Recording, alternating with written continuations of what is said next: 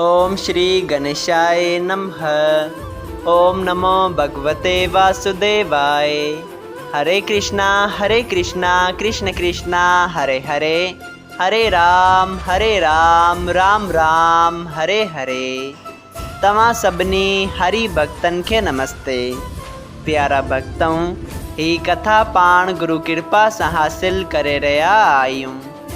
श्री गणपति सरस्वती जो दरे ध्यान करियां थो मां भागवत महापुराण जो बयान, जंहिंमें व्यासदेव ऐं श्री सुखदेव जी कयो आहे श्री कृष्ण लीला जो गुणगान। सभई चओ जय भागवतम महापुराण।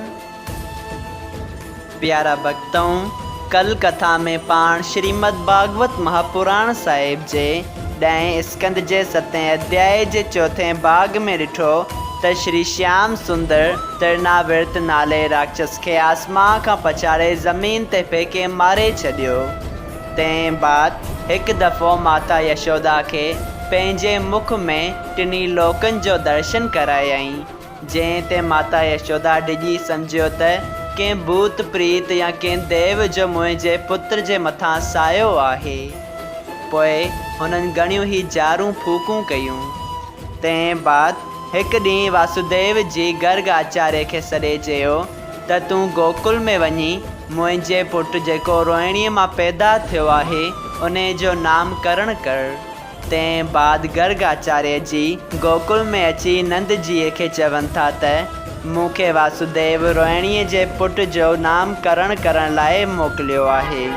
तंहिं ते नंद जी चवनि था त तव्हां मुंहिंजे पुट जो बि नामकरण कयो। सभई चओ जय श्री कृष्णा।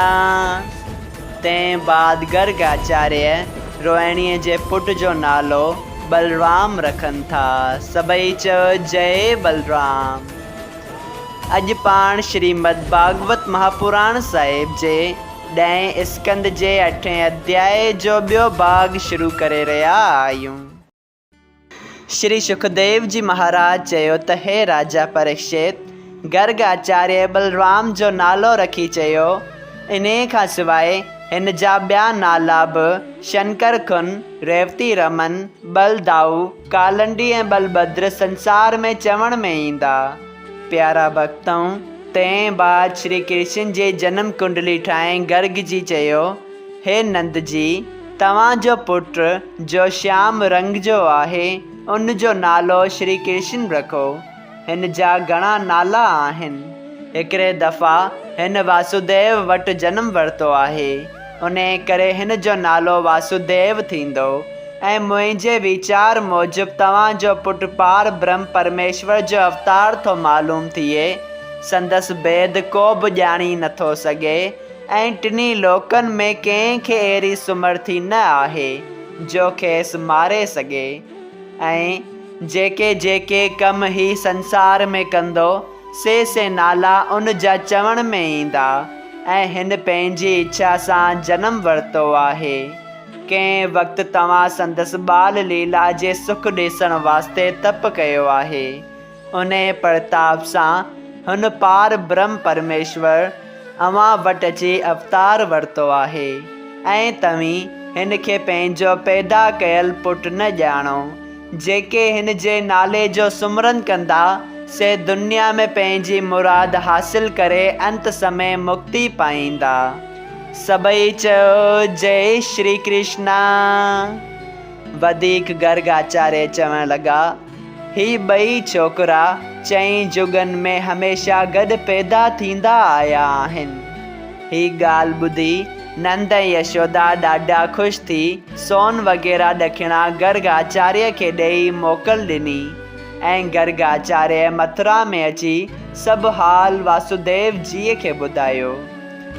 तंहिं बाद राजा परीक्षित खे श्री सुखदेव जी चयो, जॾहिं श्याम बलराम तमामु सुंदर बालक पंहिंजी मोहिणी मूरत ऐं मथे ते घुंघरू वार पखेरियलनि सां घणनि क़िस्मनि जा गहना ऐं कपिड़ा पहिरे ऐं रांदीका खणी छोकिरनि सां अङण में रांदि थे कई, तॾहिं यशोदा ऐं रोहिणी ऐं ॿियनि गोपियुनि खे उहो वक़्तु ॾिसी जहिड़ो सुख मिलियो थे।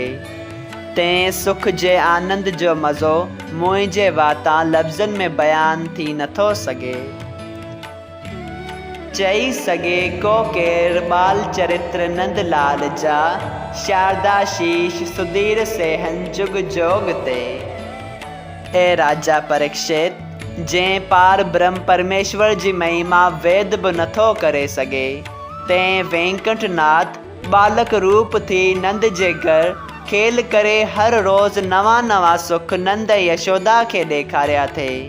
जे सुख टिनी लोकनि में नथा मिलनि, सो सुख श्री कृष्ण जी कृपा सां ब्रजवासियुनि खे गोकुल में मिलियो थे।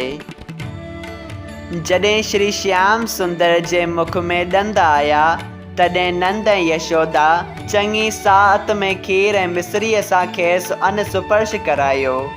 उन ॾींहुं बि ब्राह्मणनि खे दान ऐं ॾक्षिणाऊं ॾेई पंहिंजी ज़ात वारनि खे भोॼन खारायऊं ऐं ॻाए वॼाए वॾी ई धाम धूम सां ख़ुशी कयऊं। जॾहिं रांदि करण वक़्तु श्याम ऐं बलराम नंढनि नंढनि वछरनि जा पुछ जले बीठा थे ऐं किरी थे पिया ऐं वरी उथिया थे ऐं तोतीलो ॻाल्हायूं थे। हे राजा, तॾहिं यशोदा ऐं रोहिणी उन्हनि जा बाल चरित्र ॾिसी ॾाढी ख़ुशीअ मां खेनि हिंज में खणी खीर थे पीआरियो। ॿई ॿाहिरि तमामु सुंदर हुआ, तंहिं करे हिननि जे रूप ते सभु ब्रज बाला ऐं गोप ग्वाल मोहित थी कंहिं न कंहिं बहाने हिननि खे ॾिसण ईंदा हुआ। उन्हनि ॾींहंनि में हिकिड़ो ब्राह्मण नंद जे घर आयो। तॾहिं यशोदा खीर ऐं चांवर उनखे ॾिना। जॾहिं उन ब्राह्मण खीरणी ठाहे थालीअ में रखी अखियूं बंदि करे ध्यानु धरे परमेश्वर जो भोग थे लॻायो, तॾहिं श्री कृष्ण वञी थालीअ मां भोॼन करणु लॻो। सभई चयो जय श्री कृष्णा। श्रीमद् भागवत महापुराण साहिब जे 10 स्कंद जे 8 अध्याय जो ॿियो भाग संपूर्ण थियो। अगरि तव्हां सभिनी हरि भक्तनि खे हिन कथा मां लाभ हासिल थियो हुजे त कृपया हिन कथा खे ॿियनि हरि भक्तनि सां शेयर कजो त उन्हनि जो बि भलो थिए ऐं तव्हांजो बि भलो थिए। सभई चयो जय सिया राम। राधे राधे।